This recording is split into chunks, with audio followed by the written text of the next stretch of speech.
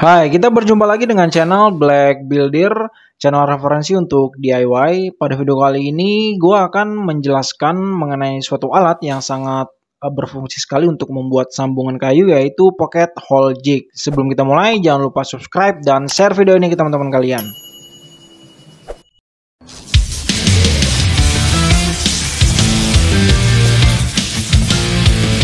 Ya, jadi saat kita membeli alat ini, kita mendapatkan beberapa komponen atau bagian ya. Yang pertama tentu saja adalah buku petunjuk penggunaan alat ini. Kemudian bodi utama pocket hole jig-nya, cantik ya warnanya, warna merah. Kemudian kita mendapatkan penutup lubangnya yang terbuat dari plastik dan skrup dengan panjang sekitar 2,5 cm. Kemudian kita juga mendapatkan mata bornya tentu saja yang ujungnya ini unik ya. Jadi agak runcing, agak mengecil dan ada stoppernya yang dilengkapi dengan locknya. Kemudian kunci L untuk melakukan adjust terhadap pocket hole jig, dan yang terakhir di sini mendapatkan juga screwdriver ya dan cadangan mata bor yang dapat kita gunakan secara bergantian. Dan adapun untuk bagian-bagian dari pocket hole jig ini, alat ini sederhana namun fungsinya sangat mantap. Ini adalah knopnya untuk mengunci benda kerja yang kita tempatkan di dalam pocket hole jig. Pada bagian bawah terdapat lubang untuk kita sekrupkan alat ini ke meja, dan ini adalah lock stopper untuk ketinggian pocket hole jig ya. Jadi setelah kita atur ketinggiannya dapat kita kencangkan. Dan ini ukuran parameter untuk mengatur ketinggian yang kita inginkan saat melakukan pengeboran. Dan ini adalah salah satu cara saat kita ingin menggunakan alat ini. Jadi benda kerjanya kita tempatkan di dalam pocket hole jig, kemudian mata bornya itu kita masukkan ke dalam lubang yang miringnya 30 derajat pada pocket hole jig ini. Dan jangan lupa ya, namun setelah ini saya akan mempraktekkan bagaimana sih cara menggunakan alat ini. Saya yakin semuanya teman-teman pasti bisa lah ya.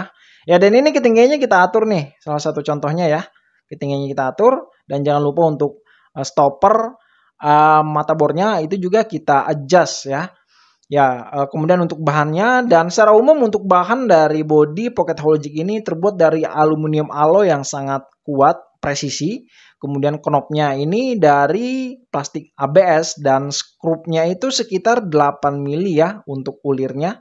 Dan ini terdiri dari 2 lubang ya yang dapat kita gunakan dengan kemiringan sekitar 30 derajat. Dan adapun pada bagian dalam pocket hole jig ini terdapat lubang buangan untuk serbuk kayu dan lubang keluaran mata bor.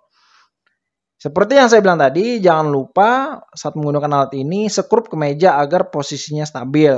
Oke, dan ini sebelum kita menggunakan alat ini, itu kita harus mengatur ketinggian atau kedalaman bor yang akan kita lakukan. Nah, jadi yang pertama adalah kita coba tes atur dulu ketinggian pocket hole jig ini dengan skala parameter yang ada pada pocket hole jig ini. Kemudian itu kita adjust stopper mata bornya dan kita kencangkan ya. Dan usahakan ujung dari mata bornya itu tidak terkena dasar dari pocket hole jig ini karena dapat merusak alat ini. Ya, dan jangan lupa kita kencangkan ya agar nanti ketinggiannya itu presisi sesuai dengan yang kita setting.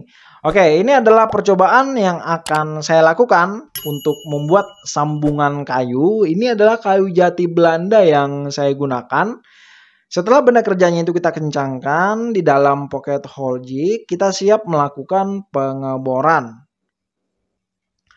Oke, kita akan bor, bisa menggunakan bor cordless atau bor listrik ya. Dan kita lakukan eksekusi bor melalui lubang yang telah disiapkan. Dan jangan lupa ya, searah jarum jam ya. Dan kita melakukan pengeboran sampai batas maksimal stoppernya ya. Sampai ujung dari lubang itu menyentuh stopper. Dan itu adalah saatnya kita berhenti melakukan pengeboran. Dan bisa kita lihat untuk sisa hasil dari debu-debunya itu keluar dari lubang pada dalam dan luar pocket hole jig ya. Karena memang fungsinya untuk lubang buangan serbuk kayu agar tidak menumpuk di dalam lubang pocket hole jig. Ya, seperti ini kira-kira cara menggunakannya sangat mudah, siapapun bisa melakukannya. Dan ini sangat cocok juga untuk teman-teman yang menyukai DIY.